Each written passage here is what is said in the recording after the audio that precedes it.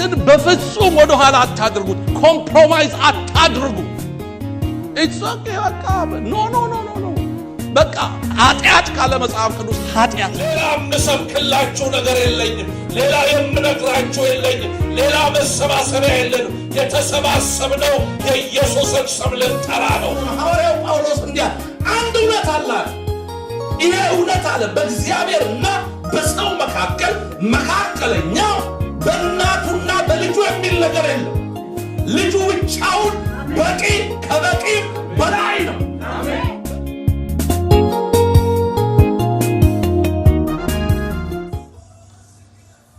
ከእግዚአብሔር ቃል አንድ ስፍራ ነብና አብረን ጸልየን ወደ ዛሬው ወደ እግዚአብሔር ቃል እንሄዳለን። መዝሙር 23 ላይ ከቁጥር 1 እስከ 6 የእግዚአብሔርን ቃል አነባለሁ። Psalm 23 starting from verse 1 to 6 እንዲህ ይላል። እግዚአብሔር እረኛዬ ነው፣ የሚያሳጣኝም የለም። በለመለመ መስክ ያሳድረኛል፣ በዕረፍት ውሃ ዘንድ ይመራኛል። ነፍሴን መለሳት፣ ስለ ስሙም በጽድቅ መንገድ መራኝ። በሞት ጥላ መካከል እንኳ ብሄድ አንተ ከኔ ጋር ነህና ክፉን አልፈራም። በትርህና ምርኩዝህ እነርሱ ያጸናኑኛል። በፊቴ ገበታን አዘጋጀህልኝ፣ በጠላቶቼ ፊት ለፊት ራሴን በዘይት ቀባ። ጽዋይም የተረፈ ነው። ቸርነትህና ምሕረትህ በሕይወቴ ዘመን ሁሉ ይከተሉኛል። በእግዚአብሔርም ቤት ለዘለዓለም እኖራለሁ። ሃሌሉያ። በሞት ጥላ መካከል እንኳን ብሄድ አንተ ከኔ ጋር ነህና ክፉን አልፈራው። አንተ እግዚአብሔር ሕያው የሆንከው አምላክ ከኔ ጋር ነህና ክፉን አልፈራው። በጠላቶቼ ፊት ለፊት ደግሞ ገበታን ታዘጋጅልኛለህ። በጠላቶቼ ፊት ለፊት ደግሞ ራሴን በዘይት ትቀባኛለህ። አንተ ማንንም የማትፈራ አምላክ፣ ጠላቶቼ እስኪሄዱ አትጠብቅም። በጠላቶቼ ፊት ለፊት ታከብረኛለህ ነው የሚለው ዘማሪው ዳዊት። በጠላቶቼ ፊት ለፊት በእነርሱ ፕሬዘንስ ውስጥ ሆኜ ምንም ሳልታወቅ አንተ ከኔ ጋር ስላለ ምግቤን ያቀረብክልኝን ያዘጋጀልኝን ማዕድ ተዘልዬ እበላለሁ ነው የሚለው። በስጋት አልኖርም ነው የሚለው። በጭንቀት አልኖርም ነው የሚለው። ጠላቶችን በመፍራት አልሳቀቅም ነው የሚለው ዘማሪው ዳዊት። ዛሬም በዚህ ምሽት ወገኖች በጠላቶቻችን ፊት ለፊት በክብር እንጓደዳለን። አታልፉም ያለን ጠላት እያየ እናልፋለን። አትሻገሩም ያለን ጠላት እያየ እንሻገራለን። እግዚአብሔር የተባረከ ይሁን። አይሆንም አይሳካም የሚል ድምፅ እያለ ይሆናል ይሳካልናል እንላለን። ለምን? እግዚአብሔር ከኛ ጋር ስላለ። እግዚአብሔር የተባረከ ይሁን። እዚህ ያላችሁ ቆመን ይህንን ዝማሬ ከወንድማችን ዘማሪ ኤፍሬም ጋር አብረን እያመለክን እናልፋለን፣ እንሻገራለን። ትንቢታዊ መዝሙር አታልፍም ብሎ እያለ ነው የሚዘምረውና ከእርሱ ጋር እስቲ አብረን ጌታን እናመልከዋለን።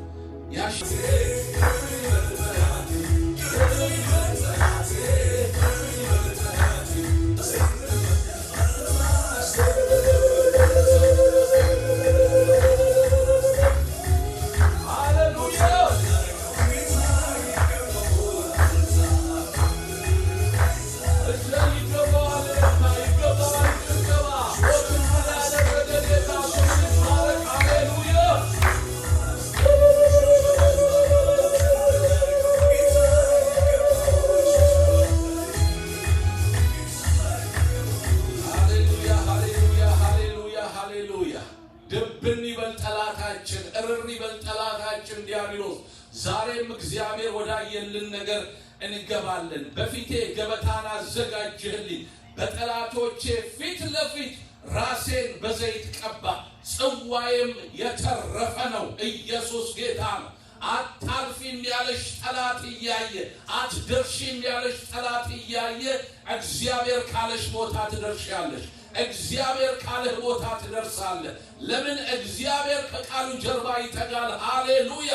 ከቃሌ ጀርባ እተጋለሁ ነው ያለው እግዚአብሔር። እግዚአብሔር ቀድሞም ሲናገር እኛን ታምኖ አይደለም ራሱን ታምኖ ነው የተናገረው። ከፊታችን የቆመ የትኛውን ተራራ ደልዳላ ሜዳ ይሆናል። ለምን? እግዚአብሔር ከኛ ጋር ስላለ። ታሪክ ይገለበጣል፣ ነገር ይቀየራል። እግዚአብሔር እንዳለን በደህና ያለን ቦታ እንደርሳለን። መኖሪያችን የዘላለም አምላክ እግዚአብሔር ሆይ በጌታ በኢየሱስ ክርስቶስ ስም እናመሰግናለን።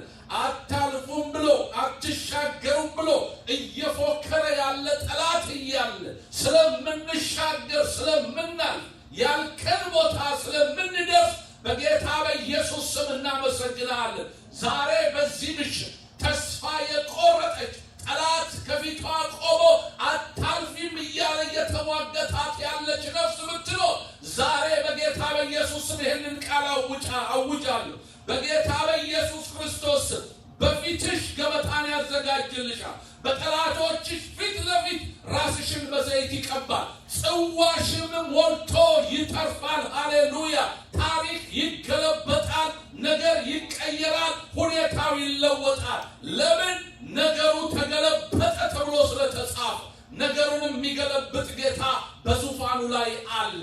እግዚአብሔር ሆይ የፍርሃት የጭንቀት መንፈስ በኢየሱስ ስምና ስልጣን የተበተነ ይሁን። ስራው ሁሉ በኢየሱስ ስም ይፍረስ። እግዚአብሔር ሆይ ከምናየው ከምንሰማው ነገር የተነሳ የሚመጣ የትኛውም የጭንቀት ኃይል በጌታ በኢየሱስ ስም እቃወማለሁ። አሁን በኢየሱስ ስም የፈረሰ ይሁን። እኛንና የኛ የሆኑ ዘንድ የተሰጡን ነገሮች የሚነካካ ጠላት አሁን ያንተ እጅ በእርሱ ላይ እንድትከብድበት የእግዚአብሔር ጣት በራሪውን እባብ ወጋች ተብሎ እንደተጻፈ በራሪው እባብ በስም ስልጣን የተወጋ እንዲሆን በኢየሱስ ክርስቶስ ስም እንጸልያለን። ሰማያትን ውበት የሰጠው መንፈስ ማሮዳንያ ሳንዶ ማገባያ ሰማያት በመንፈሱ ውበት አገኙ ተብሎ እንደተጻፈ ያ መንፈስ አሁን ውበት ይሰጠን ዘንድ ያሳምረን ዘንድ ላንተ ያዘጋጀን ዘንድ በሙላት በእኛ ላይ እንዲፈስ በሙላት በውስጣችን እንዲንቀሳቀስ በጌታ በኢየሱስ ክርስቶስ ስም እንጸልያለን። አባ መንፈስ ቅዱስ ሁሉን ላንተ ክብር አሳልፈን እንሰጣለን። እንደ ወደድክ በመካከላችን ተመላለስ። መጽናናት የሚገባትን ነፍስ አጽናና። ኃይል ለምትፈልግ ነፍስ ኃይል እንድትሰጣት እንጸልያለን። መገሰጽ ያለባትን እንድትገስጽ እግዚአብሔር መንፈስ ቅዱስ እንደ ወደድ በመካከላችን ተመላለስ። ክብርንና ምስጋናን ሁሉ በዙፋን ስር እናስቀምጣለን። አንተ ልትልቅ እኛ ልናንስ ይገባናል። ክብር ላንተ ይሁን። ጠላቶቻችን እያዩ ዲያብሎስና ጭፍሮቹ እየተመለከቱ ከክብር ወደ ክብር ከኃይል ወደ ኃይል ከመከናወን ወደ መከናወን ስለምታሳልፈን በኢየሱስ ክርስቶስ ስም እናመሰግናለን። ዳንኤል በባቢሎን ምድር ኑሮው ተቃናለት ተሳካለት ተብሎ ተጽፏል። አናንያ አዛርያና ሚሻኤልን ንጉሡ ናቡከደነጾር ከፍ ከፍ አደረጋቸው ተብሎ ተጽፏል። ጠላት አበቃላቸው፣ አለቀላቸው። የነሱ ነገር የሷ ነገር የሱ ነገር ባለበት ስፍራ ላይ በክብር ስለምትገልጠን እናመሰግናለን። ታሪክ ስለሚገለበጥ እናመሰግናለን። ክብርን ሁሉ ጠቅልለን ለአንተ ሰጠን። ቀሪም ጊዜና ሰዓት ባርክልን በጌታ በኢየሱስ ክርስቶስ ስም አሜን። እግዚአብሔር ይባርካችሁ። እንቀመጣለን። የእግዚአብሔር የአምላካችን ስም የተባረከ ይሁን። እዚህ ያላችሁ ወገኖችን እንኳን ደህና መጣችሁ፣ ላይም ያላችሁትን እንኳን ደህና መጣችሁ እንላችኋለን። እግዚአብሔር ይባረክ። እንግዲህ በቀጥታ ወደ እግዚአብሔር ቃል ነው የምንሄደው።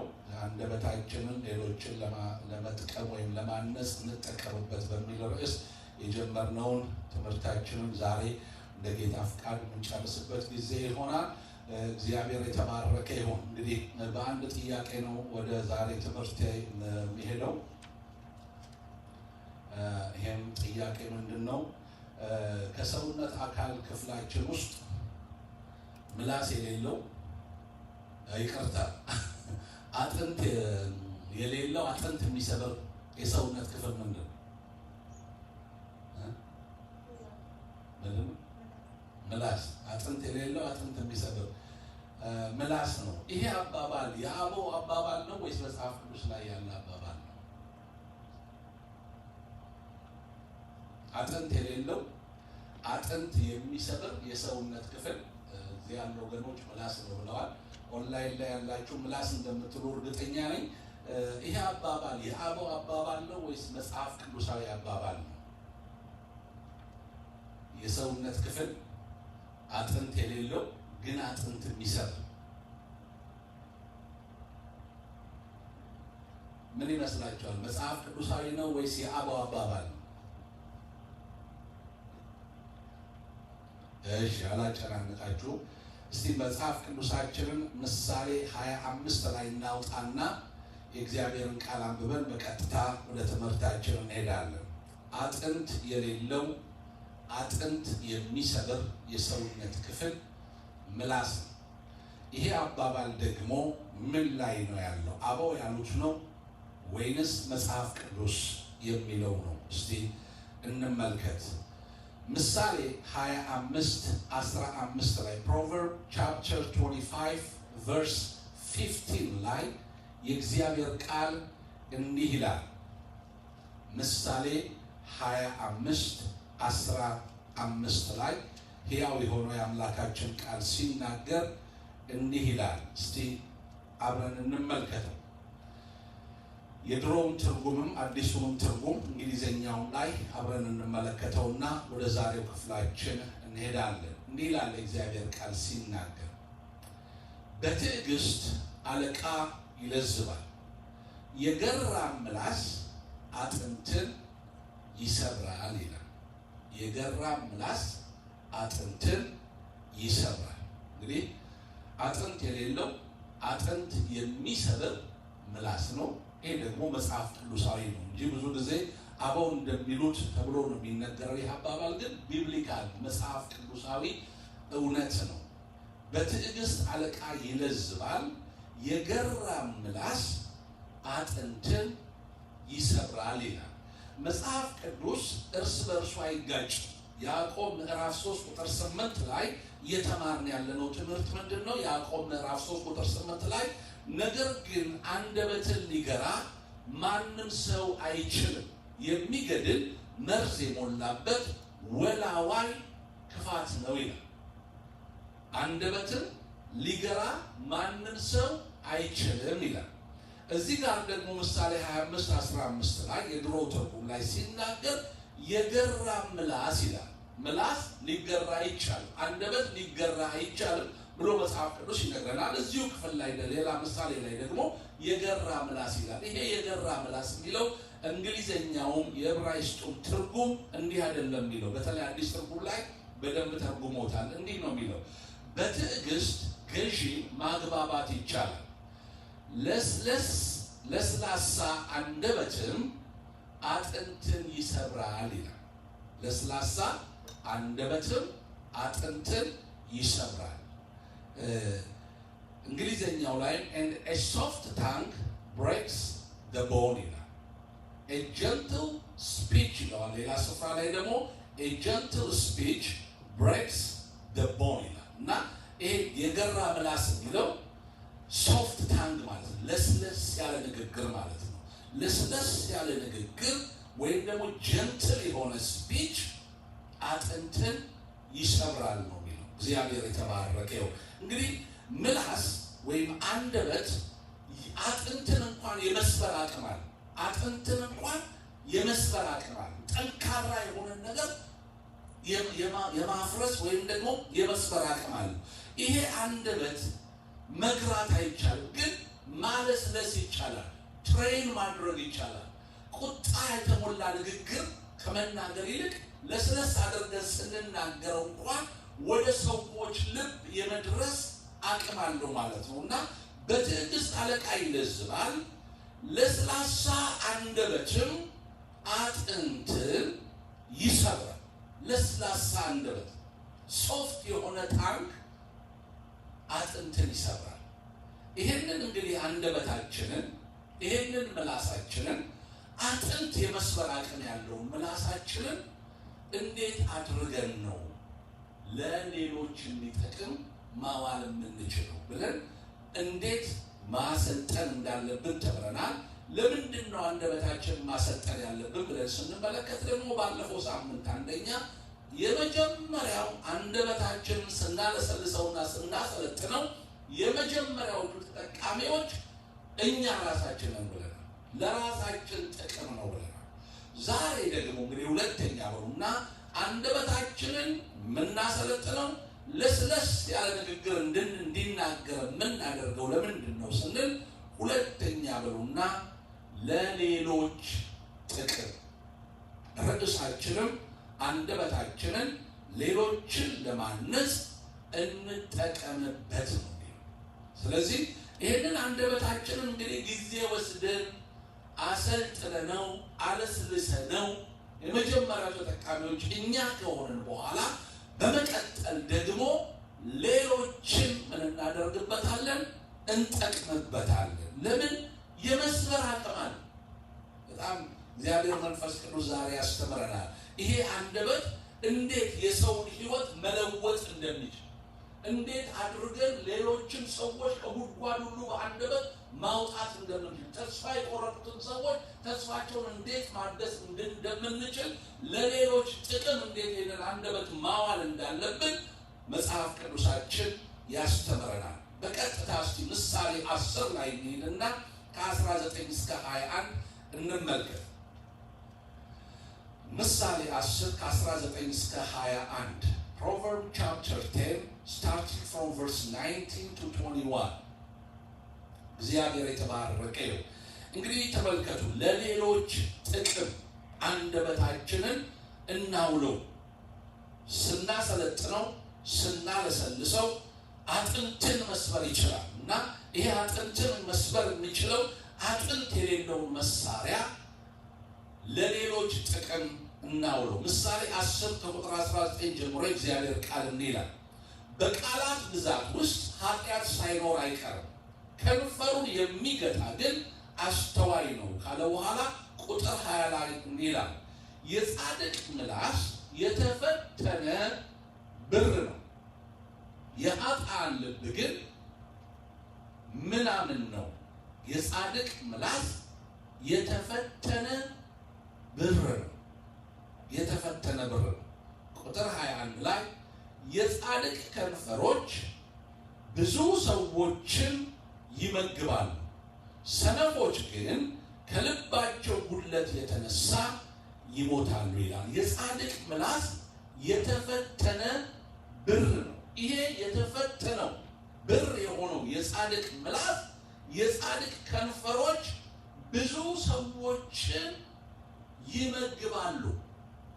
እግዚአብሔር የተባረከ ይሁን። እንግዲህ እነዚህ ከንፈሮች ብዙ ሰዎችን የሚመግቡ ናቸው።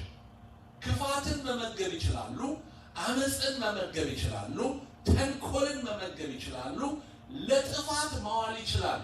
ግን ሌሎችን ለመጥቀም ደግሞ ስንጠቀምባቸው የጻድቅ ከንፈሮች ብዙ ሰዎችን ይመግባሉ። ምን ለማድረግ?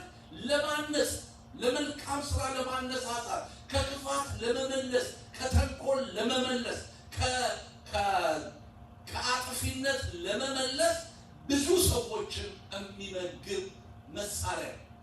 ይሄ አንደበት ሰዎችን የሚመግብ ነው፣ ብዙ ሰዎችን ለዛው። ስለዚህ ይሄንን አንደበት ካለሰለስ ነው፣ በደንብ ካሰለጠን ነው የሚመገቡት ሰዎች ለህይወት እንዲሆናቸው ማድረግ እንችላለን፣ ለህይወት እንዲኖሩበት ማድረግ እንችላለን። እና ይሄ ከንፈር ብዙ ሰዎችን ይመግባል። ይሄ ምላስ ብዙ ሰዎችን ይመግባል። ብዙ ሰዎችን ደግሞ ሲመግብ ለህይወት የሆነ ነገር እንዲመግባቸው ማሰልጠናችን በጣም አስፈላጊ ነው። ካሰለጠን ነው፣ ትሬን ካደረግ ነው፣ ካለሰለስ ነው ብዙ ሰዎችን ለመልካም ነገር ማነሳሳት ይችላል። ምሳሌ 10:11 ላይ ትንሽ ከፍ ብላችሁ ስትመለከቱ ይላል። ምሳሌ 10:11 ላይ Proverbs 10:11 ላይ የጻድቅ አፍ የህይወት ምንጭ ናት፣ የኃጥአን አፍ ግን ግፍ ይከድነዋል ይላል። የጻድቅ አፍ የህይወት ምንጭ፣ የሞት ምንጭ አይደለም፣ የአመፅ ምንጭ አይደለም፣ የክፋት ምንጭ አይደለም፣ የተንኮል ምንጭ አይደለም። የጻድቅ አፍ የህይወት ምንጭ። እግዚአብሔር የተባረከ ነው። በዓለም ላይ ያለን ሁላችን በክርስቶስ ኢየሱስ ጻድቃን ተብለን የተጠራን ሁላችን አፋችን የህይወት ምንጭ ነው። ይህንን አፋችንን ለመልካም ነገር፣ ለጥሩ ነገር፣ ሌሎችን ለማነጽና ለመገንባት ከተጠቀምንበት ምን ያደርጋል ማለት ነው? የህይወት ምንጭ ይሆናል። የሞት ምንጭ አይደለም፣ የአመፅ ምንጭ አይደለም። ግደለው፣ አጥፋው፣ ቁረጠው፣ ምታው አይደለም፣ ህይወት የሚሰጥ እግዚአብሔር የተባረከ ነው። ጌታ ኢየሱስ ክርስቶስ ያችን የሰማርያዊቷን ሴት ሲያናግራት የሚገርም ንግግር ተናገራት። እኔ ከምሰጠው ውሃ የሚጠጣ ለዘለዓለም አይጠማም አላት። በሆድ ውስጥ እንደሚፈልቅ ውሃ ነው። ጌታ ኢየሱስ ክርስቶስ የህይወት ምንጭ የሆነ አፍ ነበረው። የህይወት ምንጭ የሆነ ምላስ ነበረው። የእርሱን ባህሪ ነው ለእኛ ሰጥቶ የሄደው።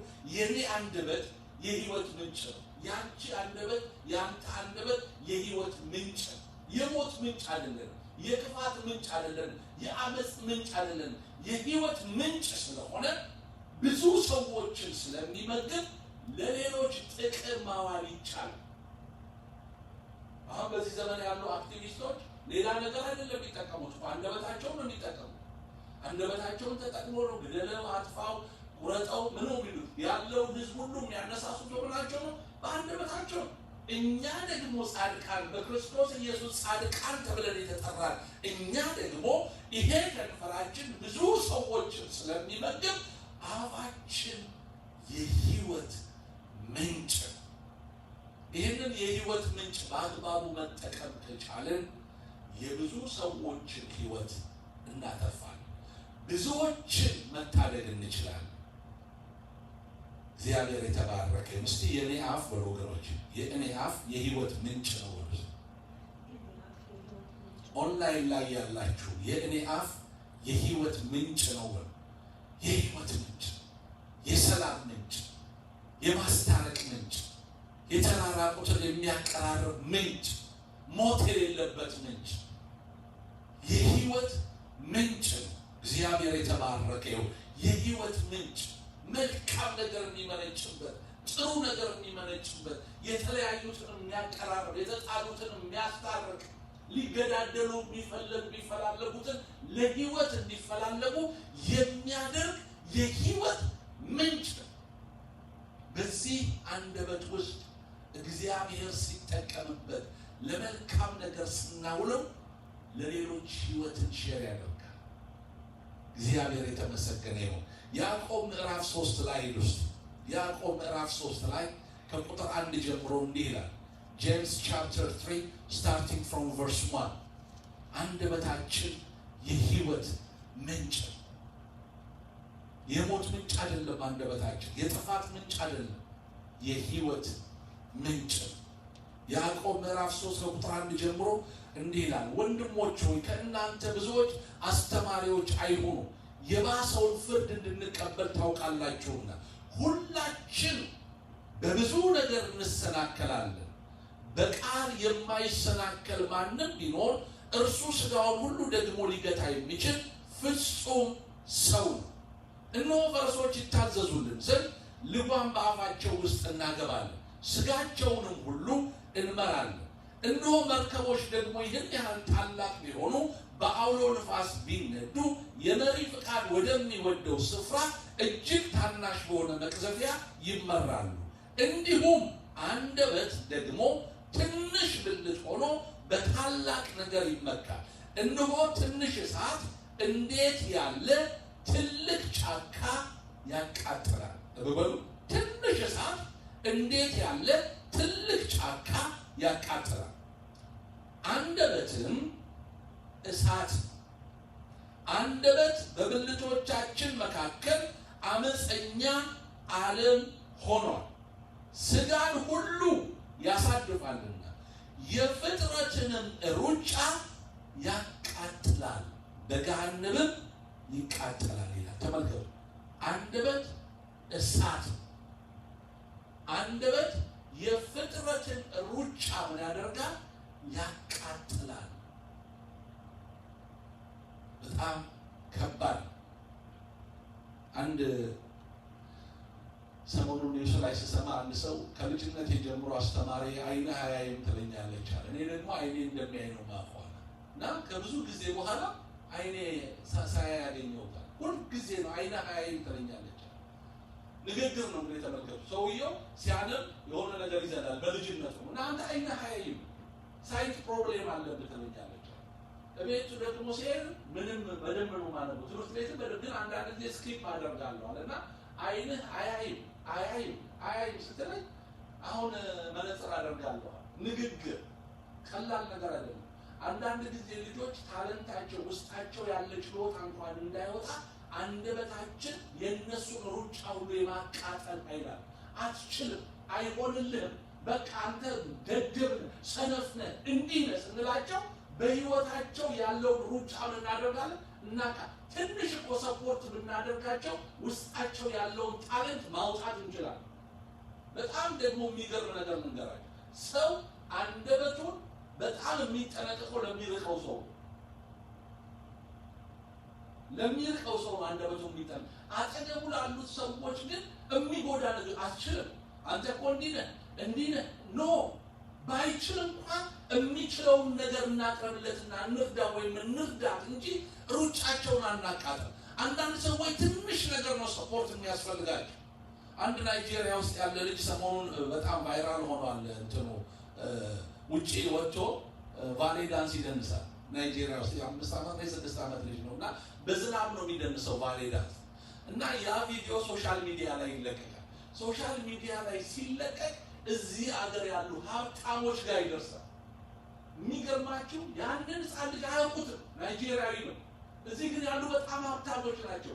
አሁን ተጻጽፈው ስኮላርሺፕ አሰጥተው በዚህ በ2021 አሜሪካ ውስጥ ያለ ትልቅ ኮሌጅ ውስጥ ቫሌ ዳንስ እንዲማር ሊገባል።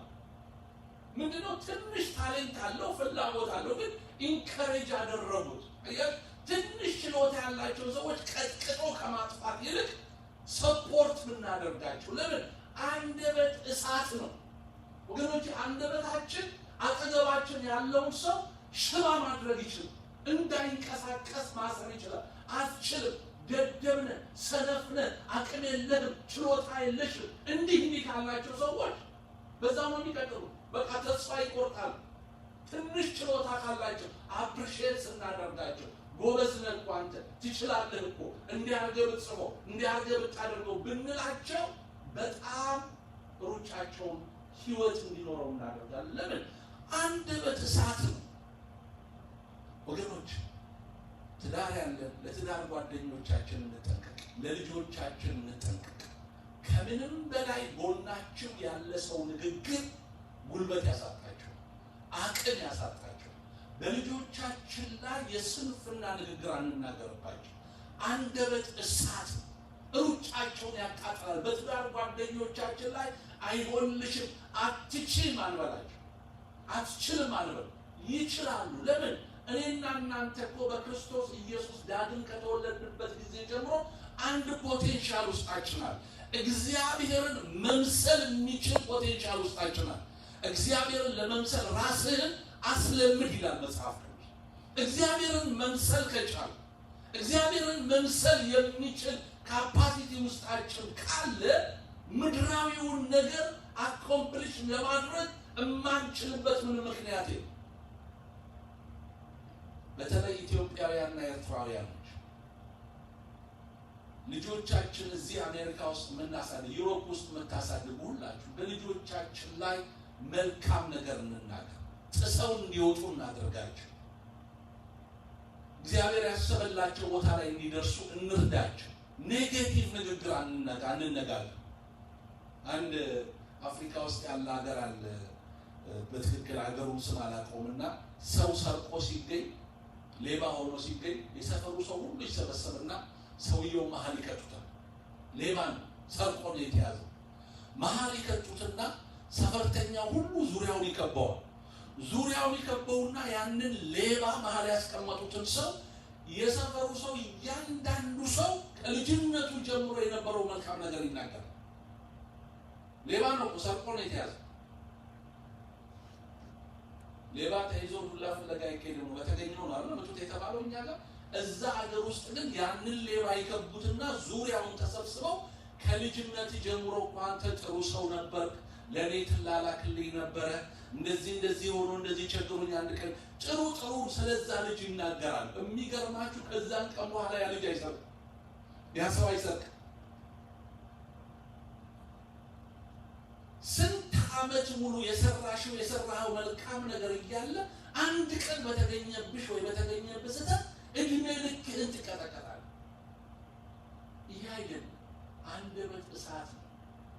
ብዙ መልካም ነገሮችን እኮ አብረው ያሳለፈ ሰው ስተሳስተህ እንኳን ቢያገኝ ያንን መልካም ቀን አስቦ ያንን ሰትሽን መሸፈን ሲገባው መቀጥቀጥ ይጀምራል። ለምን? እንዳትነሳ። ተረቶቻችን ሁሉ እንደዛ አይደሉ? በወደቀ ግንድ ምሳሌ ይበዛበታል። ቀጥለው የወደቀን ሰው ከማንሳት ይልቅ መቀጥቀጥና መደብደብ ነው የሚቀለን አይደለም?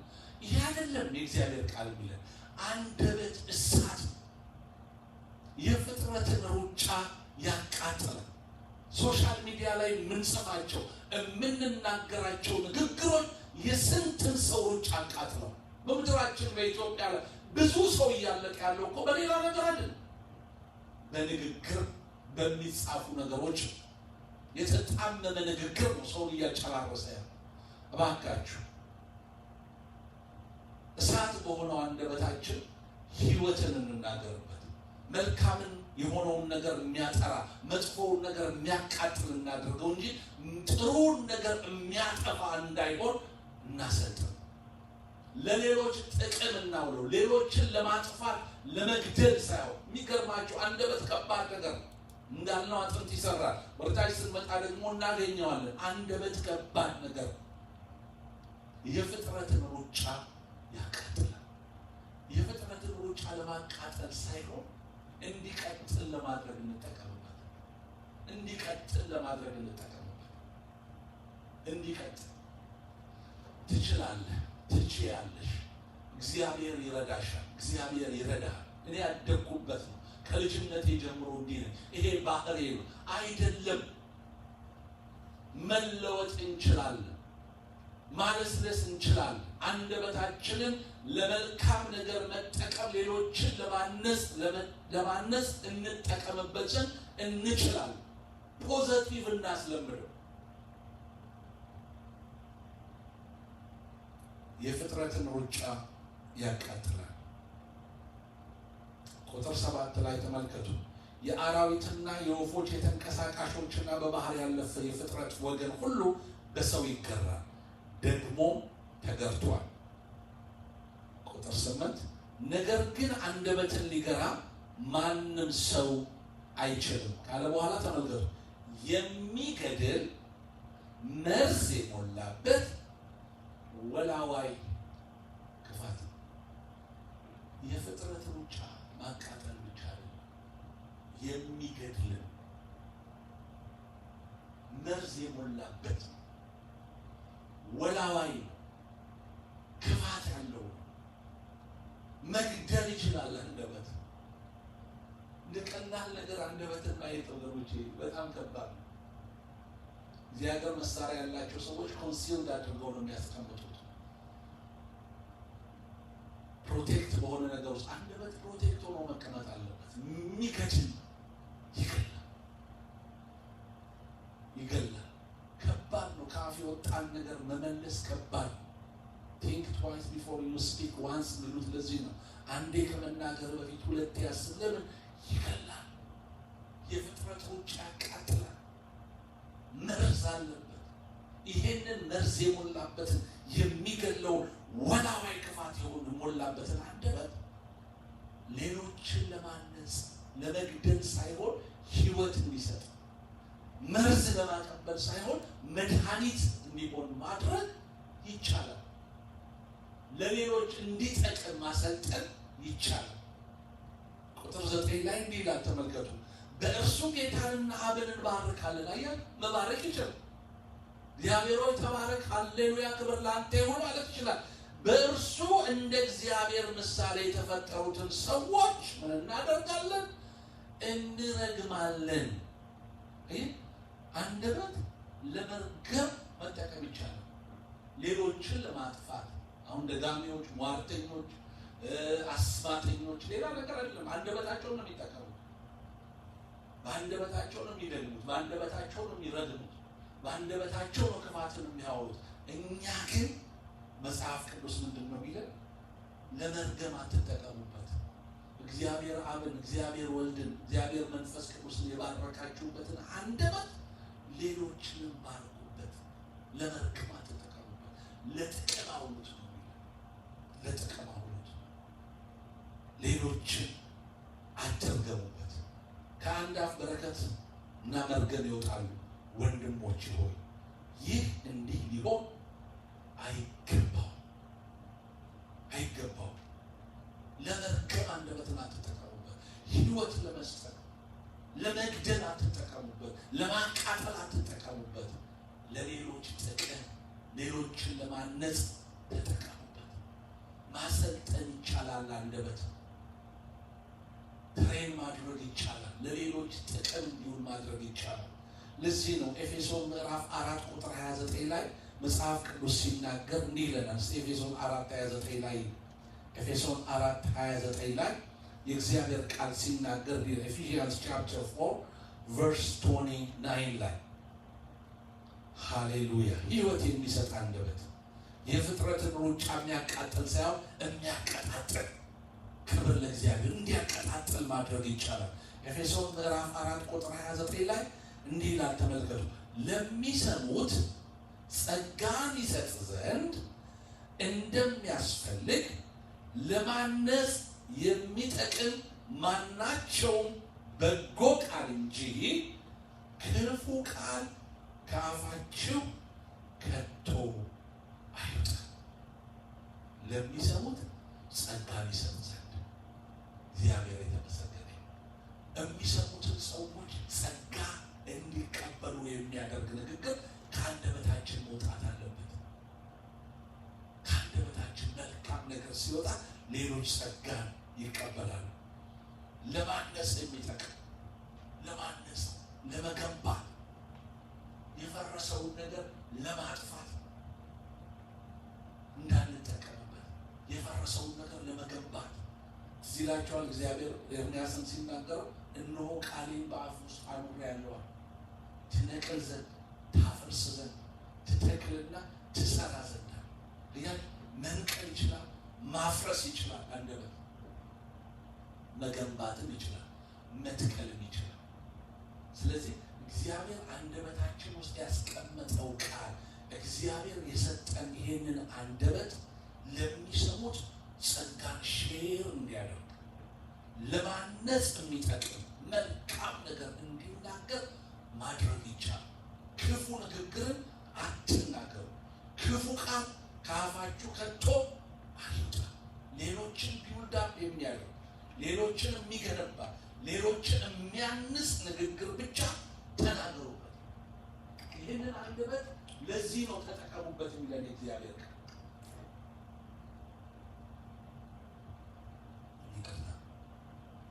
ስለዚህ አንደበትን ለዚህ ነው መጠቀም ያለብን፣ ለማነጽ፣ መገንባት። መንፈስ ቅዱስ ሊያንጸን ሊገነባን እኛ ውስጥ አለ። ይሄ ቅዱሱ መንፈስ እኛ ውስጥ እያለ ክፉ ንግግር፣ ክፉ ቃል ከእኛ ውስጥ መውጣት የለበትም። መጽሐፍ ቅዱስ ክፉ ቃል ከአፋችሁ ከቶ አይውጣ። ወገኖች እግዚአብሔር አንደበታችንን ለሰዎች ጥቅም እንድናውለው ይፈልጋል።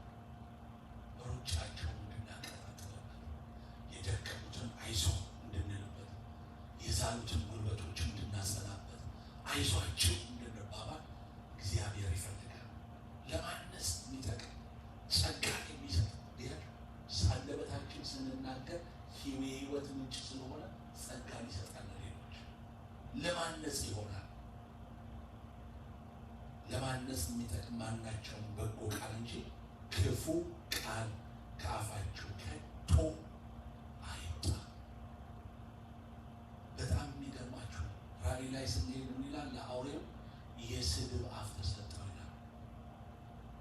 እግዚአብሔርንና በሰማያት ያሉትን ሁሉ ቅዱሳን እንዲሳደብ የስድብ አፍ ተሰጠ ይላል። እንዲሳደብ በዚህ ዘመን ሕይወት የሚገኝበትን ትምህርት ከምታስተምር ይልቅ ብትሳደብ ብዙ ፎሎወርስ ታገኛለህ። ብዙ የሚከተሉ ሰዎች ይኖራሉ። የሚሳደቡ ሰዎች አሁን ሶሻል ሚዲያ ላይ ብትገቡ የሚሰዳደቡ ሰዎች ቻናላቸው በቃ ጭንቅንቅ ነው።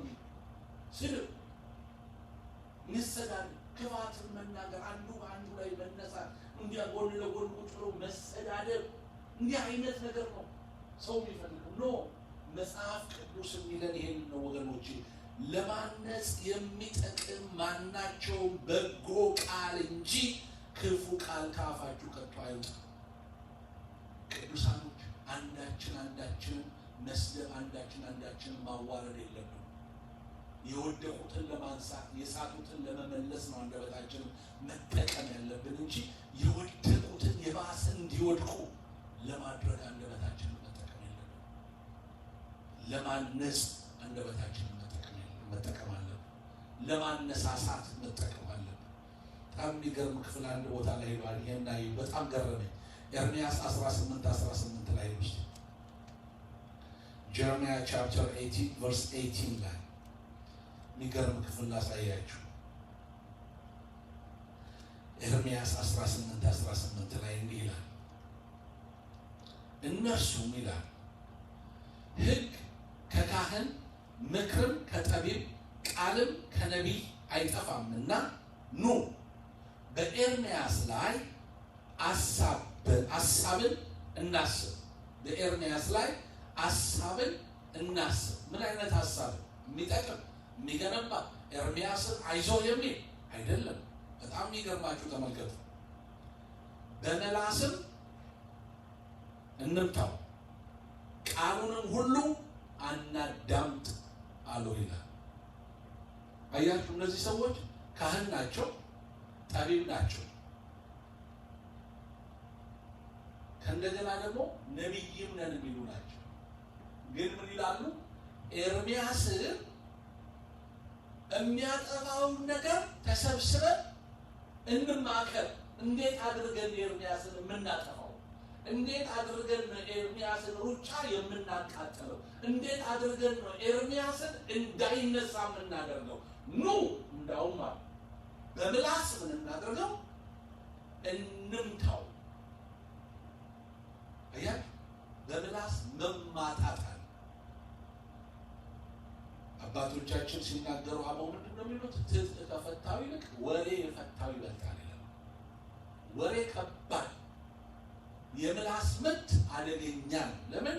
ምላስ አጥንትን እንኳን የመስበር አቅም አለ። የፍጥረትን ሩጫ ያቃጥላል። እነዚህ ጠቢብ ነን የሚሉ ካህን ነን የሚሉ ነቢይ ነን የሚሉ ሰዎች ከእኛ ጋር ቃል አይጠፋም፣ ኑ እስቲ እንሰባሰብና በኤርምያስ ላይ እንምከርበት፣ እንዴት አድርገን እንደምናጠፋው እንነጋገር። እንዳውም ኑ በምላስ ምን እናድርገው? እንምታው። ዋ በምላስ ከሚማቹ ካራቲስቶች እግዚአብሔር ይጠብቃችሁ። በምላስ የሚማቹ በምላስ እንምታው። ሌት ስትራይኪንግ ባይ ታንግ ስትራይክ እናድርገው። ይሄ የምትደግመው ምንድነው? ኤርምያስን ከአገልግሎት መሰበር እናውጣው። ነቢይ እንዳልሆነ እናረጋግጥልን። እኛ ብቻ ነን ነቢይ፣ እኛ ብቻ ነን አዋቂዎች። ስለዚህ ኤርምያስን ኑና በምላስ እንምታ። የምላስ ምት ከባድ። ከልጅነታችሁ ጀምሮ ምናልባት የተገረፋችሁትን ገርፊያ ልትረሱ ትችላላችሁ። የተናገሯችሁን ንግግር ግን አትረሱት። ንግግር ከባድ። ንግግር ከባድ። ኑና በምላስ እንምታው።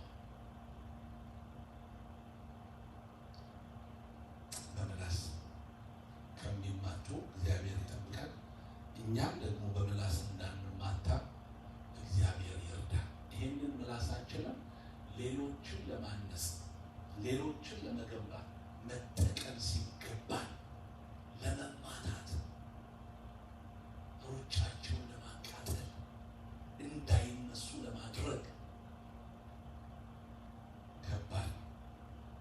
እንዴት እናድርጋ? በምላስ ነው።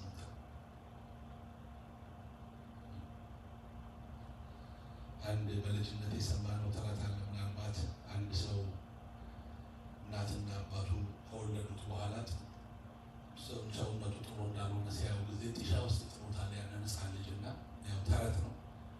ከዛ በኋላ አንበሳ ያገኝና ያሳድገዋል። ያንን ልጅ አንበሳ አግኝቶ ያሳድገዋል።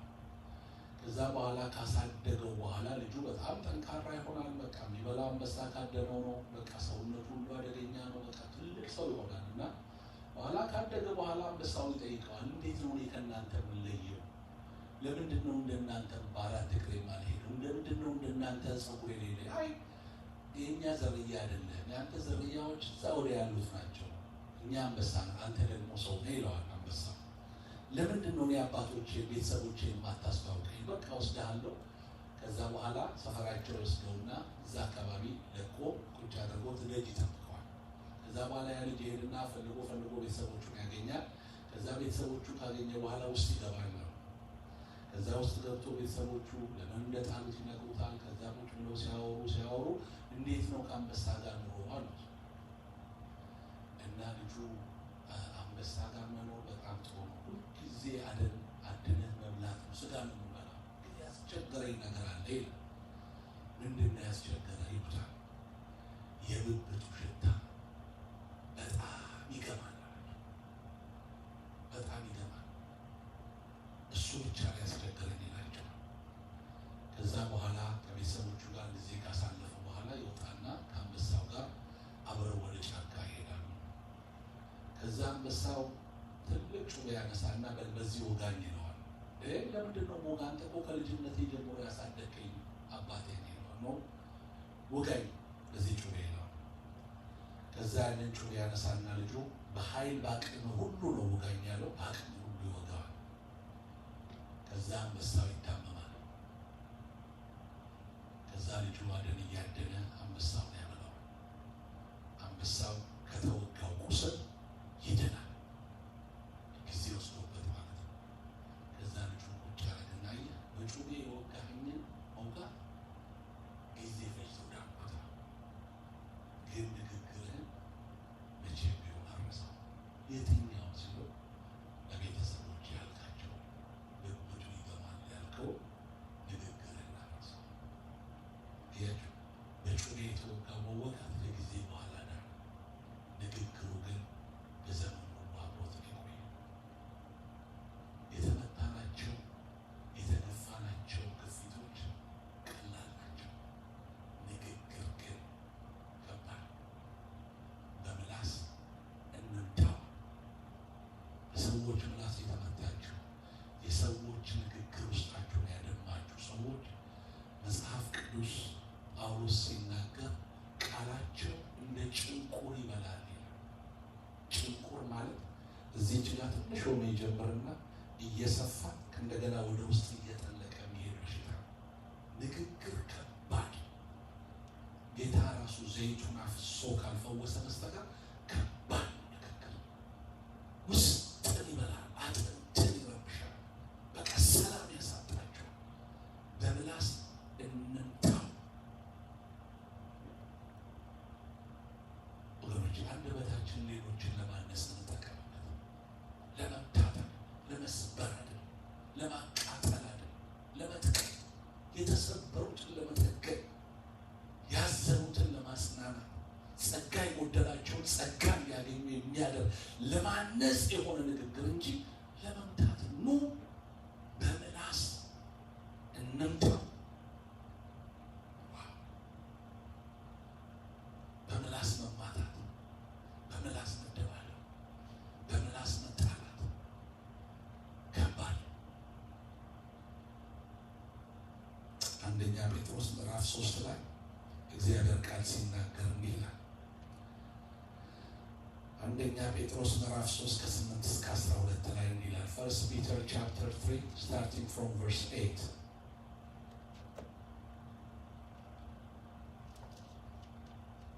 አንደኛ ጴጥሮስ ምዕራፍ 3 ቁጥር 8 እስከ 12 እንዲህ ይላል። በመጨረሻም ሁላችሁ በአንድ ልብ ሁኑ፣ የሌላው መከራ ለእናንተ እንደሚሆን አድርጉ። እንደ ወንድሞች ተዋደዱ፣ ሩህሩሆችና ትሑታን ሁኑ። ክፉን በክፉ ፈንታ ወይም ስድብን በስድብ ፈንታ አትመልሱ። በዚህ ፈንታ ባርኩ እንጂ በረከትን ልትወርሱ ለዚህ ምን ብላችኋል? ተጠርታችኋል። አያችሁ፣ ክፉን በክፉ ፈንታ ወይም ስድብን በስድብ ፈንታ አትመልሱ። አሁን ክፉን በክፉ ፈንታ ከመለስን ሰዎችን እንጎዳለን። ስድብን በስድብ ፈንታ ከመለስን ሰዎችን እንጎዳለን። በዚህ ፈንታ ግን ባርኩ። የምትባርከውን እባርካለሁ፣ የሚባርኩንም እባርካለሁ አለ እግዚአብሔር። ብሌሲንግ ልንባርክበት ይህንን አንደበት እግዚአብሔር አብን ጌታን በምንባርክበት በዚህ አንደበት ሌሎችን ልንባርክ ተጠርተናል። በዚህ ፈንታ ባርኩ፣ ባርኩ። በረከትን ልትወርሱ በዚህ ተጠርታችኋል። እኛ ስንባርክ በረከትን እንወርሳለን። እኛ ስንሳደብ፣ እኛ ክፉ ነገርን ስንናገር የሚሰሙንን ሰዎች ውጫ እናቃጥላለን፣ ራሳችንን እንጎዳለን። በረከትን ልትወርሱ ለዚህ ተጠርታችኋል። ሮሜ 12 ላይ ከቁጥር 14 ጀምሮ እንዲህ ይላል። ሮማንስ ቻፕተር 12 starting from verse 14 to 15 እንዲህ ይላል።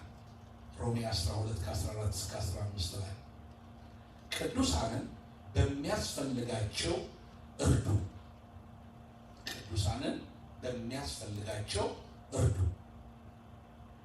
እንግዶችን ለመቀበል ትጉ፣ የሚያሳድዷችሁን መርቁ፣ መርቁ እንጂ አትርገሙ።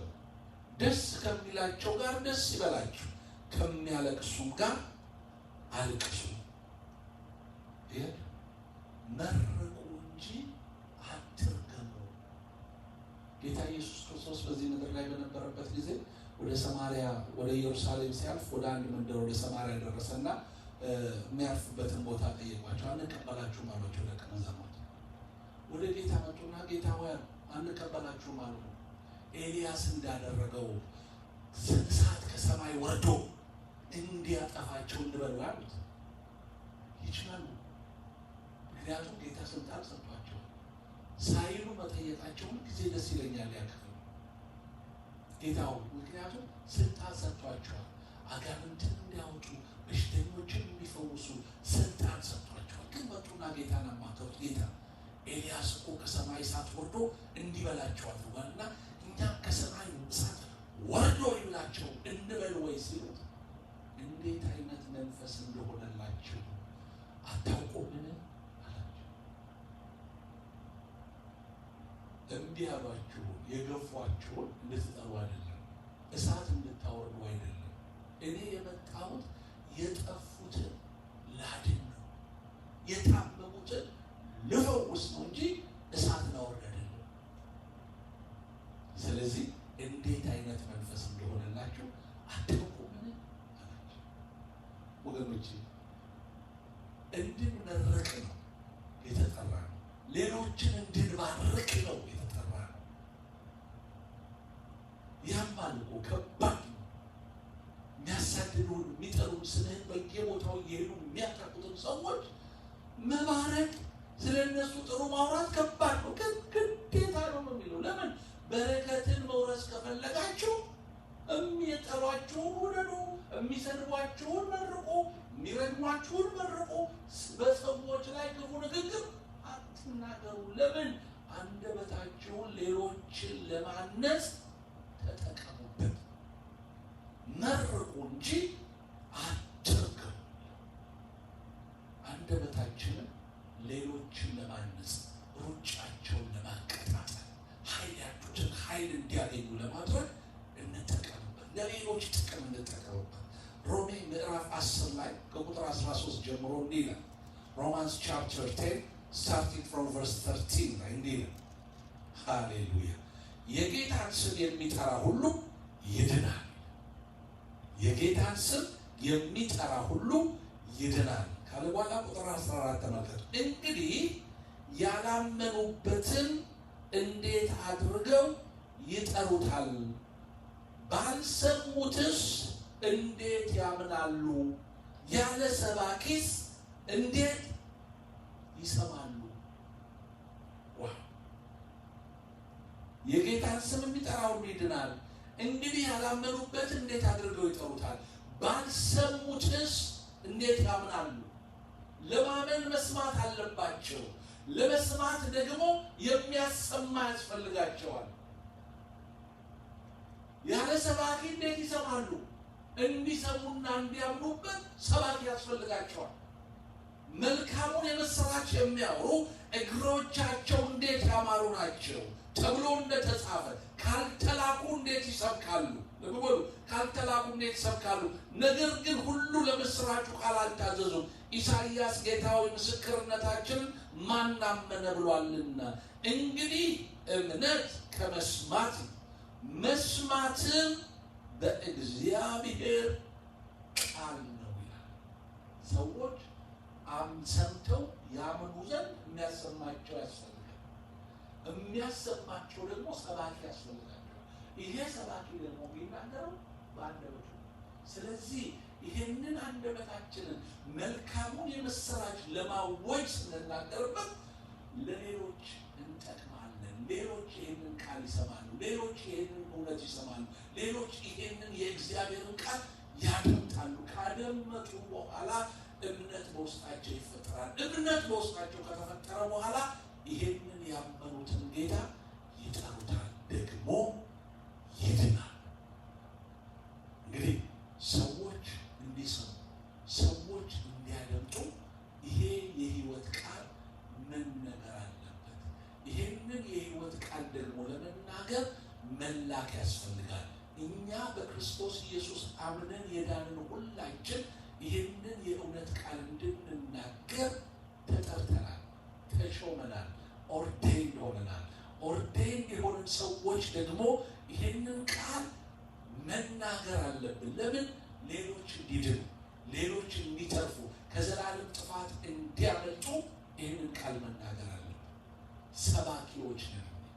አንደበታችንን ሌሎችን ለማነጽ እንጠቀምበት።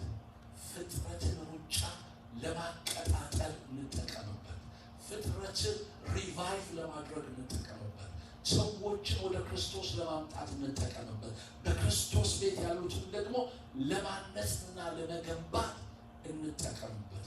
አንደበታችንን ማሰልጠን ያስፈልገን። ሁለተኛው ሌሎችን ለማነጽ ነው። ሶስተኛውና የመጨረሻው ደግሞ ይህንን አይተን እንጨርሳለን። አንደበታችንን ማሰልጠን ያስፈልገን። ሶስተኛው እና የመጨረሻው የጌታን መንፈስ እንዳናሳዝን፣ የጌታን መንፈስ እንዳናሳዝን።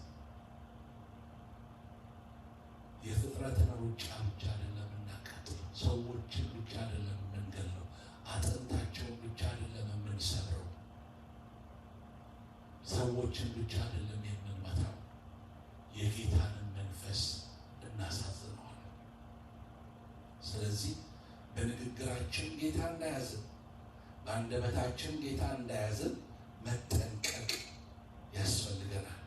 መዝሙረ ዳዊት 119 ቁጥር 11 ላይ ሳልም 119 ቨርስ 11 ላይ የእግዚአብሔር ቃል እንዲህ ይላል። መዝሙር 119 ቁጥር 11 ላይ እንዲህ ይላል የእግዚአብሔር ቃል፣ አንተን እንዳልበድል ቃልህን በልቤ ሰወረው። አንተን እንዳልበድል ቃልህን በልቤ ሰወሩ። በአንደበታችን መጥፎ ንግግር ስንናገር፣ በአንደበታችን የፍጥረት ሩጫን ስናቃጥል፣ በአንደበታችን ስንሳደብና ስንራገም እግዚአብሔርን እንበድለዋለን፣ መንፈስ ቅዱስን እናሳዝነዋለን።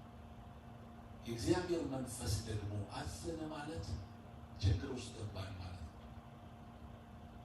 ስለዚህ እግዚአብሔርን እንዳንበድለው ቃሉን በልባችን ውስጥ ሰውረን አንደበታችን የእግዚአብሔርን ቃል ለመልካም ብቻ እንዲጠቀምበት ማድረግ እግዚአብሔር መንፈስ እንዳያዝንብን ያደርጋል።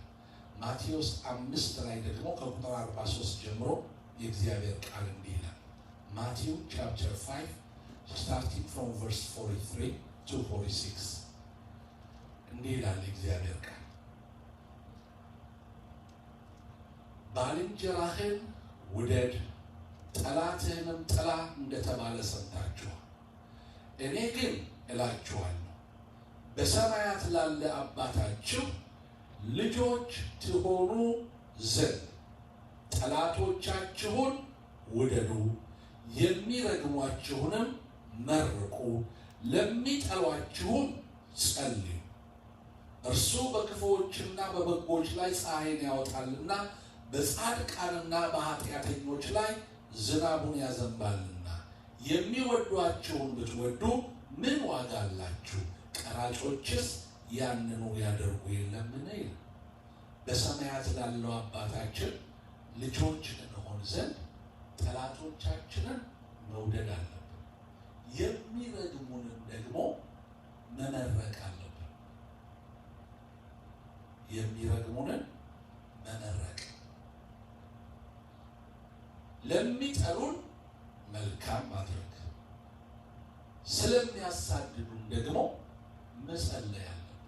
ልጆች እንድንሆን በሰማይ ያለው አባታችን በእኛ ደስ እንዲለው የሚረግሙንን ሰዎች፣ ስለኛ መጥፎ የሚያወሩትን ሰዎች፣ ስለኛ ክፉ የሚመኙትን ሰዎች እኛ ምን ማድረግ አለብን? መመረቅ አለብን። እንዴት ይቻላል? ስለሚቻል እግዚአብሔር ቃል ይቻላል ማለት ነው። የሚረግሟችሁን መርቁ ሲለን አንደበትን ነው የምንጠቀመው።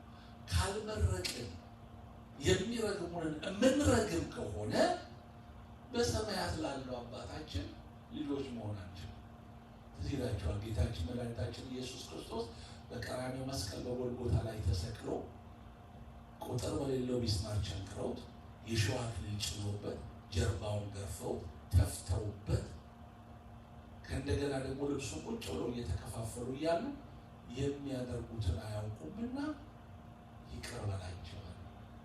እስጢፋኖስ ትዝ ይላችኋል። በድንጋይ እየተወገረ ተንበርክኮ ጥርሳቸውን እያፋጩበት ይሄንን ኃጢአት አትቁጠርባቸው አለ።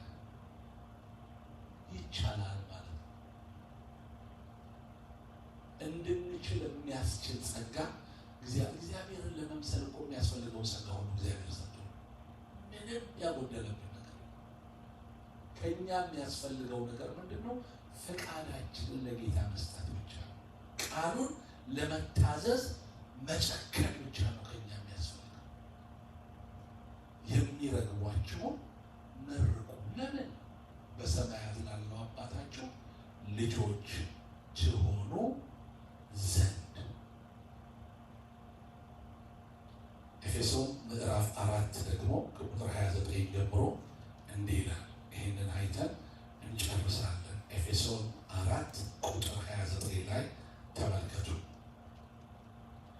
Ephesians chapter 4 verse 29 ለሚሰሙት ጸጋን ይሰጥ ዘንድ እንደሚያስፈልግ ለማነጽ የሚጠቅም ማናቸውም በጎ ቃል እንጂ ክፉ ቃል ከአፋችሁ ከቶ አይውጣ። በጎ ቃል እንጂ ክፉ ቃል ከአፋችሁ ከቶ አይውጣ። What will happen? ክፉ ቃል ከአፋችን ቢወጣስ ምን ይሆናል? ምንድን ነው ችግሩ ለሚለው ጥያቄ ቁጥር 30 ላይ መልስ ይሰጠናል። ቨርስ 30 ላይ ለቤዛም ቀን የታተማችሁበትን ቅዱሱን እግዚአብሔርን መንፈስ አታሳዝኑ። አያችሁ፣ ለቤዛም ቀን የታተማችሁበትን ቅዱሱን የእግዚአብሔርን መንፈስ አታሳዝኑ። ክፉ ቃል ከአፋችን ሲወጣ፣ ሌሎችን ስንረግም፣ ሌሎችን ስንሳደብ ለቤዛ ቀን የታተምንበት ቅዱሱን መንፈስ ምን እናደርገዋለን? እናሳዝነዋለን። ኤፌሶን ምዕራፍ 1 ላይ ሲያውጡና ከቁጥር 13 ከ14 ይህንን ክፍል እንደያዛችሁ አንድ ቃል ወደ ውስጥ ስለሚመጣ ይህንን ክፍል ላሳያችሁ ነው። ወደዚህ እንምጣ። ኤፌሶን ምዕራፍ 1 13 እና 14 ላይ Ephesians chapter 1 verse 13 to 14 እናንተ ደግሞ የእውነትን ቃል ይኸውም የመዳናችሁን ወንጌል ሰምታችሁ ደግሞ በክርስቶስ አምናችሁ በተስፋው መንፈስ በመንፈስ ቅዱስ ምን አደረጋችሁ? ታተማችሁ። እርሱም የርስታችን መያዣ ነው፣ ለእግዚአብሔር ያለውን ሁሉ እስኪዋጅ ድረስ ይህም ለክብሩ ምስጋና ይሆናል ይላል። የእውነትን ቃል ሰምተን በክርስቶስ ኢየሱስ ስናምን እግዚአብሔር አብ ምን አደረገ? በመንፈስ ቅዱስ ማህተም ሲል አደረገ፣ አተመ። ምን ማለት ነው? የኔ ነው የኔ ነች አለ ማለት ነው። እግዚአብሔር ሲል አደረገ፣ አተመ። ይሄ ማህተም፣ ይሄ የመንፈስ ቅዱስ ማህተም የርስታችን መያዣ ነው። ቀድን መንግስተ ሰማያትን እንደምንወርስ እርግጠኞች የሆነው በመንፈስ ቅዱስ ማህተም ስለታተመ ነው። ጌታን አምነን ከተቀበልንባት ጊዜ ጀምሮ ይህ ማህተም በእያንዳንዳችን ላይ ያለ። ታስታውሱ እንደሆነ የአስቄዋ ልጆች የጴጥሮስን ጨርቅ ይዘው ሄደው እርኩሱን መንፈስ ጳውሎስ በሚሰብከው በጌታ በኢየሱስ ስም እናዝሃለን ውጣ ሲሉት ምንድን ነው ያላቸው? ኢየሱስን አውቀዋለሁ ጳውሎስንም አውቀዋለሁ፣ እናንተ ከወዴት ናችሁ አላቸው። እዚህ በክርስቶስ ኢየሱስ ስላላመኑ እነሱ ሊቀ ካህን ስለሆነ አስቄዋ በአባታቸው በአንድነት ገብተው የጳውሎስን ጨርቅ ይዘው ለአጋንንት ሊያወጡ የፈለጉት ግን አጋንንቱ ምን አላቸው? ኢየሱስንም አውቀዋለሁ ጳውሎስንም አውቀዋለሁ፣ እናንተ እነማን ናችሁ አላቸው። አጋንንት እኛን እነማን ናችሁ ማለት የማይችለው we are sealed by the Holy Spirit፣ በመንፈስ ቅዱስ ማህተም ታትመን። ስለዚህ ይሄ የርስታችን መያዣ የሆነ መንፈስ ቅዱስ በእኛ ውስጥ አለ። ክፉ ንግግር ስንናገር፣ ሌሎችን ስንረግም፣ የሌሎችን ሩጫ ስናቃጥል ለቤዛ ቀን የታተምንበትን መንፈስ ቅዱስ ምን እናደርገዋለን? እናሳዝነዋለን። ስለዚህ አንደበታችንን ትሬን ማድረግ ያለብን የእግዚአብሔር መንፈስ እንዳያዝንብን ነው። ከዛ ወርዶ ቁጥር 31 ላይ ምን ይላል? መራርነትን፣ ንዴት፣ ቁጣም፣ ጩኸትም፣ መሳደብም ሁሉ ከክፋት ሁሉ ጋር ከእናንተ ዘንድ ይወገዱ። መራርነት ይሄ ምርር ማለት ነው። በሁሉ ነገር መራር ነው። ንዴት፣ ቁጣ፣ ጩኸት፣ መሳደብ ሁሉ ከክፋት ሁሉ ጋር ከእናንተ ዘንድ ይወገዱ። እርስ በርሳችሁም ቸሮችና ሩሩሆች ሁኑ፣ እግዚአብሔር ደግሞ በክርስቶስ ይቅር እንዳላችሁ ይቅር ተባባሉ ይላል። ስለዚህ ለቤዛ ቀን የታተምንበት ቅዱሱ የእግዚአብሔርን መንፈስ እንዳናሳዝነው ንግግራችን ላይ መጠንቀቅ ያስፈልገናል። አንደበታችንን ማሰልጠን ያስፈልገናል። ሌሎችን ለመምታት፣ ሌሎችን ሩጫ ለማቃጠል፣ የሌሎችን ኔጌቲቪቲ ለማውጣት፣ ሌሎች እንዳያብቡ እንዳይለመልሙ አንደበታችንን ስንጠቀምበት የእግዚአብሔር መንፈስ ያዝናል።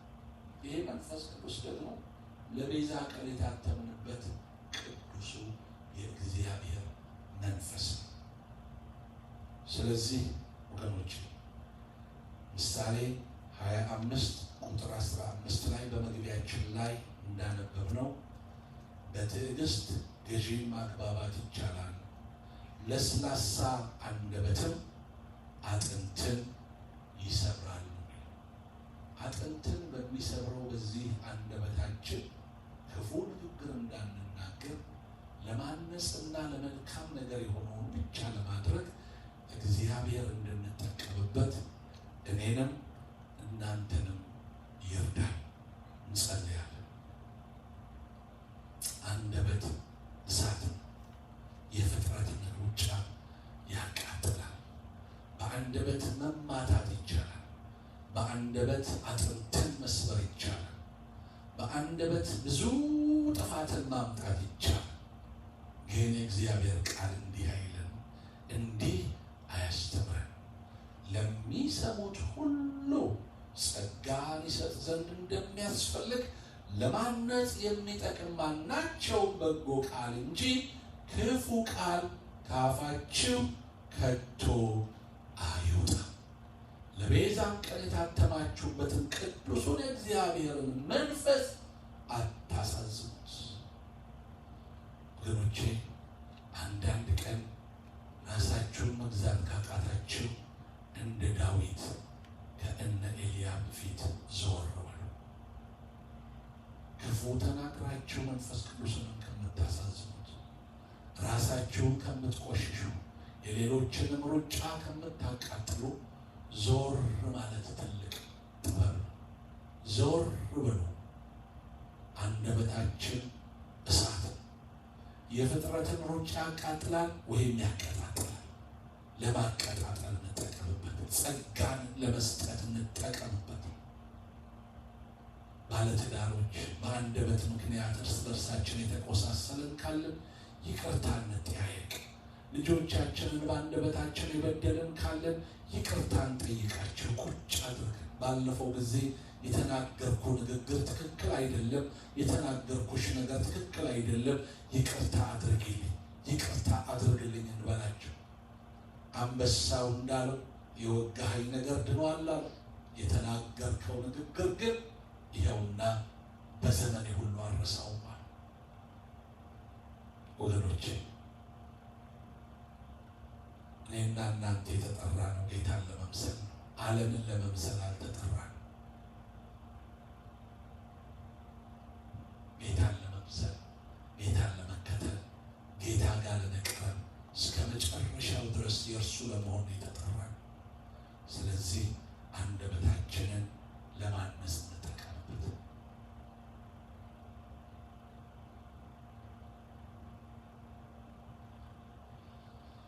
ሁሉም ታደርግ ዘንድ ቻይ የሆንክ ሐሳብህ የሚከለከል ዘንድ ከቶም አይቻል።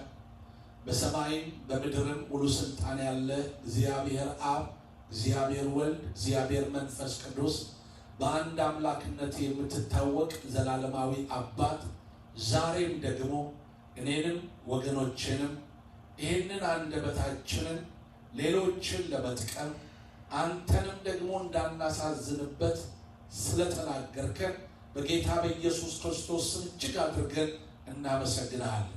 አባት ሆይ ዛሬም በፊትህ እንጸልያለን።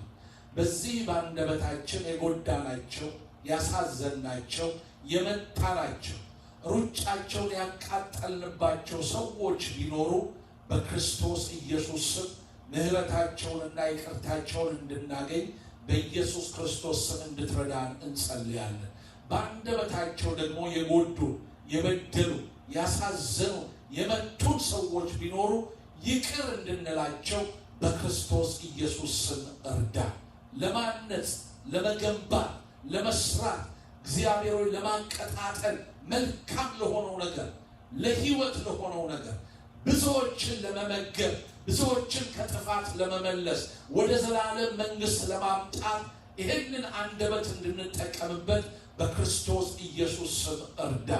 ዘላለም አባት እግዚአብሔር ሆይ በባለማወቅ ወራታችን የበደልን ያሳዘንህ አንዳች ነገር ቢኖር ዛሬም በክርስቶስ ኢየሱስ ስም ይቅር በለን። የሰማነው ቃል በእምነት ከኛ ጋር እንዲዋሃድ እንዲጠቅመንም በኢየሱስ ክርስቶስ ስም እንማጸናለን። ጌታ ሆይ ምሽት ሁሉ በስምህ የተባረከ ይሁን። ከዚህ ስንወጣ ቀድመህን ውጣ። በመንገዳችን ላይ የቆሙ ማናቸው ቃል የሚነጥቁ በወፍ የተመሰሉ አጋንንቶች ሁሉ በስምህ ስልጣን ይታሰሩ። በነገር ሁሉ እናመሰግናለን። ሁሉን ለአንተ ክብር አሳልፈን ሰጠን። በጌታችን በመድኃኒታችን በኢየሱስ ክርስቶስ ስም አሜን።